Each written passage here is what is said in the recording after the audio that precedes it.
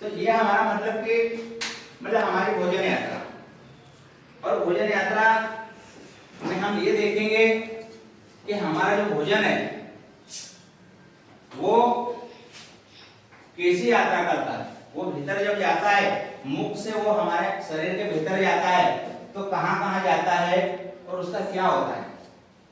क्या जो हम भोजन खाते हैं वैसा को वैसा हमारे शरीर के अंदर पूरा पूरा चला जाता है? बताओ भाई। जैसे अभी मान लो कि अपने शरीर में कभी थोड़ा सा ऐसा इसको थोड़ा सा चोट लग जाए, काटो, तो इसमें से क्या निकलेगा? खून। इसका मतलब जो भोजन क्या बन गया? खून बन गया। भोजन क्या बन गया? पर अब इसी चीज को हमको समझना है ना। तो यहाँ हमको ये नहीं समझना है कि भोजन खून कैसे बन गया, लेकिन हमको सिर्फ ये समझना है कि ये भोजन की पूरी यात्रा क्या है। कल मैंने आपको बताया था कि हमारा शरीर जो है ना अलग अलग अंगों से मिलकर बना है, और एक ही प्रकार का काम करने वाले अंग मिलकर के एक अंग तंत्र बनाते हैं, है ना। तो कौन कौन से अंग तंत्र हम कल सीखे, देखे थे, सुने थे? कल कौन कौन से अंग तंत्रों के बारे में बात करें? पाचन तंत्र और उत्सर्जन तंत्र। उत्सर्जन तंत्र और सभी बोलेंगे। कंकाल तंत्र और श्वसन तंत्र और परिसंचरण तंत्र। परिसंचरण तंत्र। परिसंचरण तंत्र में उसमें क्या आएगा? खून का है मामला, है ना। खून इधर का उधर जा रहा है, आ रहा है, ठीक। तो चलिए, तो अभी हम यहाँ जो है ना भोजन के इसमें हम कौन से तंत्र की बात करेंगे? पाचन तंत्र। पाचन तंत्र। अब पाचन तंत्र मतलब ये क्या है? पूरा अंग तंत्र है। अंग तंत्र, इसमें कितने अंग शामिल है जरा देखो तो। पहले कहां से भोजन की यात्रा शुरू होगी? मुख गुहा, है ना, मुख से होगी। उसके बाद ग्रसिका, ग्रसिका में भोजन जाएगा। उसके बाद ग्रास नली, ग्रास नली के बाद आमाशय, आमाशय के बाद क्षुद्रांत, और क्षुद्रांत के बाद बृहदांत्र, बृहदांत्र या फिर बलियान, और उसके बाद मलाशय, और उसके बाद गुदामार्ग। गुदामार्ग के बाद वो जो अपशिष्ट पदार्थ है वो बाहर। निकल। ये पूरी यात्रा है इसकी। लेकिन अब इसी को हमको समझना है। देखो ये चित्र है हमारे, तो इसमें अलग अलग अंग है। पहला देखो एक मुख, ये जो मुख वो है ना, ये यहाँ से है, दिख रहा है ना सभी को। और ये ग्रसिका मतलब जहाँ से हम पोल ऐसा निकलते हैं ना, और ये यहाँ से यहाँ तक ये ग्रास नली है, और ये आमाशय सबको दिख रहा है। जतिन बता तो आमाशय कहाँ है? सही बता ना, आमाशय बता ना। हाँ चलो बता देखिए। हाँ ये रहा, देखो ये कैसा, किसके जैसा दिख रहा है? वो आम आता है ना, कलमी आम, हाँ। ऐसा ऐसा है ना। ये रहा, तो कहां से कहां तक है आमाशय? बता दो। यहाँ से लेकर के यहाँ तक। देखो आमाशय की एक मजेदार बात है ना। अब जैसे मान लो, देखो ये भोजन हमने यहाँ से खाया, भोजन हमने लिया, फिर उसको चबाया, चबाने के बाद हमने उसको निगला, तो ये कहाँ गया? ग्रसिका में गया। तो जैसे हमने यहाँ से निगला उसको, तो जैसे निकलने के बाद सख्त से वो यहाँ आ जाएगा कि धीरे धीरे आएगा? कैसे आएगा? इसमें देखो, इसमें पूरा पूरी नली है, ऐसी खोखली नली है। तो क्या ऐसी खोखली यदि किसी नली में हम डाले तो एकदम से नीचे जाएगा कि धीरे धीरे जाता है? एकदम से जाता है ना। यहाँ ऐसा नहीं है। यहाँ क्या है? ये नली जो है ना, जैसे रबर की कोई नली हो, तो ये तो चिपकी हुई है। तो जैसे हमने यहाँ पोल लिया, निकला हमने, तो ये इसकी नीचे की नली ऐसी, इसको विज्ञान की भाषा में बोलते हैं क्रमानुकुंचन। क्रमानुकुंचन मतलब क्या है? देखो इसमें यहाँ पोल फंस गया, तो नीचे से ऐसा वो क्या रहेगा? चिपका हुआ है। लेकिन ऊपर से नली ऐसी उसको दबाएगी तो ये आगे सरकेगा, फिर दबाएगी, फिर आगे सरकेगा, फिर दबाएगी, फिर आगे सरकेगा, फिर दबाएगी, फिर आगे सरकेगा, फिर दबाएगी, फिर ऐसे दबाते दबाते, है ना, वो ये पोल धीरे धीरे धीरे धीरे कहां तक आ जाएगा? ये आमाशय के इस वाल तक। इसमें मजेदार बात है, यहाँ होता है वाल, एक वाल यहाँ है और एक वाल यहाँ है। आमाशय में दो वाल, एक नीचे है और एक ऊपर है। वाल का मतलब समझ गए ना? बंद चालू करने वाला। यदि ये वाल खुला रहेगा तब इसमें भोजन जाएगा।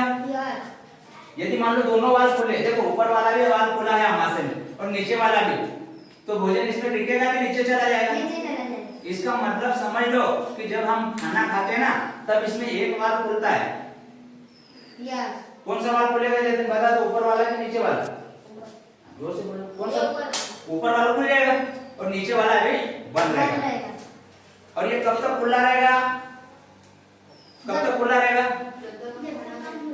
हाँ, भोजन पचेगा नहीं, जब तक खाएंगे तब तक। देखो हम खा रहे हैं ना, ये तब तक तो ऊपर का वाल्व खुला रहेगा, लेकिन जैसे हमने खाना बंद किया, ये वाल्व बंद। हाँ। अब ऊपर भी बंद और नीचे भी बंद। फिर इसमें लंबे समय तक भोजन रहता है, है ना? कुछ भोजन 2 से 2.5 घंटे रहता है, कुछ 3 से 3.5 घंटे रहता है, कुछ भोजन 1.5 घंटे में रहता है। अब इसमें जो है, इस आमाशय में देखो, हमारा भोजन यहाँ से आया, तो जैसे हमने यहाँ भोजन खाया, तो भोजन हम खाते हैं, बिस्किट आपने खाया, यस। तो बिस्किट सूखा रहता है तो गीला हो जाता है, गीला हो जाता है। तो उसमें बिस्किट में क्या मिल गया? लार। क्या मिला उसमें? लार। लार, है ना? तो यहाँ से इसमें लार मिला, यस। ताकि वो लार भी एक पाचक रस है, जिसके कारण हमारा भोजन जो है ना, चल आप बैठो। तो देखिए, आप भोजन की यात्रा यहाँ तक आ गई है, आमाशय में आ गई है। अब भोजन क्या रुकेगा? 7वें, है ना? हाइड्रोक्लोरिक अम्ल। हाइड्रोक्लोरिक अम्ल। ठीक, तो ये हाइड्रोक्लोरिक अम्ल जो है ना, यहाँ रहता है, लेकिन अब ये इसमें भोजन में मिल जाता है, तो भोजन को अच्छे से घोल करता है और अच्छे से पचने के लायक हो जाता है ना? अब ये यहाँ तो भोजन की प्रकृति कैसी रहती है? अम्लीय रहती है, लेकिन जब भोजन उसमें यहाँ और भी कुछ रस रहते हैं, जो इसको, इस भोजन को क्षार बना देते हैं। ठीक, अब भोजन यहाँ से धीरे धीरे कहाँ जाएगा? छोटी आमाशय से आप भोजन धीरे धीरे कहाँ जाएगा?